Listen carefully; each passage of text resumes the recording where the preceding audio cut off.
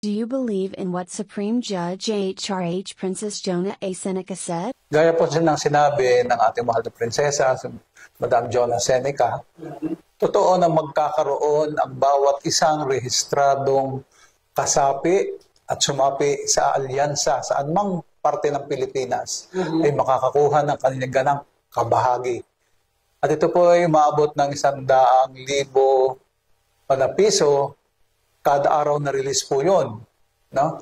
And ang ultimate result noon ay magkakaroon ng kakayanan ang bawat isang Pilipino na tugunan ang kanilang mga basic na pangangailangan. Sa pangkalahatan, kung mapapansin po natin, ang huling statistika ayon sa huling buwan ng Hunyo, ang hunger prevalence is about 20%. Ayon po sa Philippine Statistics Authority. If you will relate that, kung i-relate natin yan sa huling porsyento ng kahirapan o ng poverty segment sa buong Pilipinas, doon pumapasok bakit nagugutom ang maraming Pilipino sa walang kakayanan na bumili ng pangangailangan para sa kanilang kalusugan. Hindi lamang kalusugan yan. Ang kalusugan isa lamang aspeto. Ang numero uno ay ang kanilang kakayanan na buuin, i-develop ang kakayanan, karunungan at kaalaman. Who are the intended beneficiaries of your assistance? Kapag po tinignan natin ang ating programa, talagang napakalaki. We are talking about 120 million Filipinos ang target natin. But ang uunahin natin dyan ay yung mga nasa laylayan ng lipunan. No? Magkakaroon ng struktura, magkakaroon din ng sistema, magkakaroon din ng proseso. At yan pinag-usapan namin ni Madam Princess Jonah Seneca kanina lang. Ang usapan, anong struktura, anong sistema at anong proseso ang gagawin para maisakutuparan ang hinahangad na pag-angat ng kabuhayan ng bawat isang Pilipino. Walang Pilipinong lalabas na mahirap. Lahat ay may kakayanan, may karunungan at may kaalaman. What is the plan of the 12 Star Sunflower Corporation? Ang aming usapan dito ay magkaroon ng isa o dalawang probinsya bilang modelo ng sistema, proseso at struktura. Sa pamamagitan ng mga modelong ito, dahan-dahan itong kakalat sa buong Pilipinas. At ang pagkalat na ito ay pagtutulong-tulungan ng lahat ng kasapi ng 12 Star Sunflower Holding Corporation at ang kanyang mga kaagapay na alliances. Ito po yung 12 Stars Enterprise Alliance for every province in the Philippines. No? So may struktura po tayo, may sistema at may proseso. Is Princess Jonah's fund intended for both the private and public sectors? Ito po is basically a private initiative. However, meron pong nakalaan ang mahal na prinsesa, si Madam Jonah Seneca, na pondo para sa pagtutulungan ng pamahalang lokal at ng mga pribadong enterprises. Magkabukod po yon. Binigyan ng kakayanan at ng pag-agapay ang mga pribadong mga enterprises o entrepreneurs na mag-put up ng mga negosyo na makakatulong sa pag-aangat ng ating ekonomiya from the bottom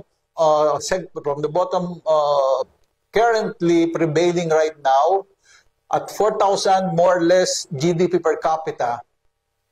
Ang ating pong target in 5 to 10 years is a minimum of $10,000 to $20,000 GDP per capita.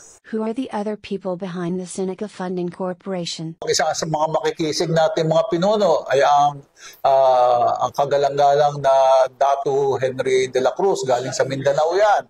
At siya po ay isa sa mga mamumuno doon sa Kamindanauan. Tatandaan po natin kahit pasandalin sa Pilipinas yan, basta't iisa lang ang struktura, iisang sistema, iisang proseso.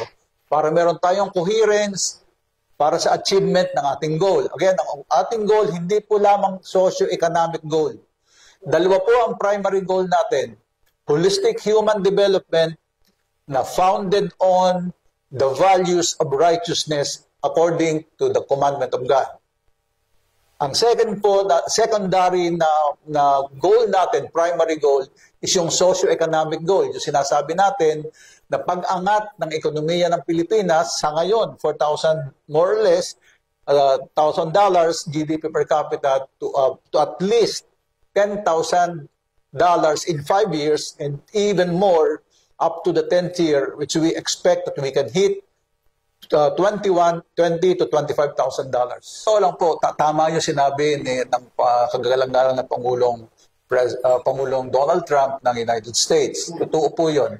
At gaya ng sinabi rin kanina ni Madam Jonah Seneca, ang sinasabi po sa atin by next week at the earliest, kapag ka sinang-ayunan ng ating pamahalaan at inalalayan ang programa ni Princess Jonah Seneca na maitawid na sa mga lokal na mga bank accounts ng miyembro ni 12 Stars Sunflower Holding Corporation o ng mga different 12 Stars Enterprise Alliances ang pagbababa sa kanilang mga lokal na account. Darating po yan, sigurado yun. What is your reaction to the issue that what you are doing is allegedly a scam? Nakakatuwa po. Naparinig hanggang sa ngayon kasi ang aming pong pinag-uusapan dito, kung totoo po na merong kadahilanan na paniwalaan ang mga akusasyon na itong ginagawa namin is scam, kami po naman na andito lamang, no? Hindi man po kami ito nagtatago. At kahit po buksan ang lahat namin mga ginagamit na dokumento, maipapakita namin na merong traceability of and validation of truthfulness. What is your message to Philippine President Ferdinand Bongbong Marcos? Kagalang-galang na Pangulong Ferdinand Romualdez Marcos, Presidente BBM, salamat at congratulations sa iyong matagumpay na pakikipag-usap kay President Donald Trump. No? Simula pa lang yun, siguro mas malalong aangat ang kalagayan ng bawat isang Pilipino kung sa pakikipag-ugnayan, pakikipagtulungan sa 12 Stars Enterprise Alliance o sa 12 Stars Holding Corporation ni Princess Jonah Seneca ay magiging totoo at may isa katuparan na ngayon sa lalong madaling panahon. Ako po'y naniniwala, kung siya, sabi ko nga, kung magtutulong-tulong tayong lahat, simula sa Pangulo hanggang sa pinakasimpleng mamamayan ng Pilipinas, madadala natin ito sa tunay at ninanais nating kaunlaran sa ating bayan.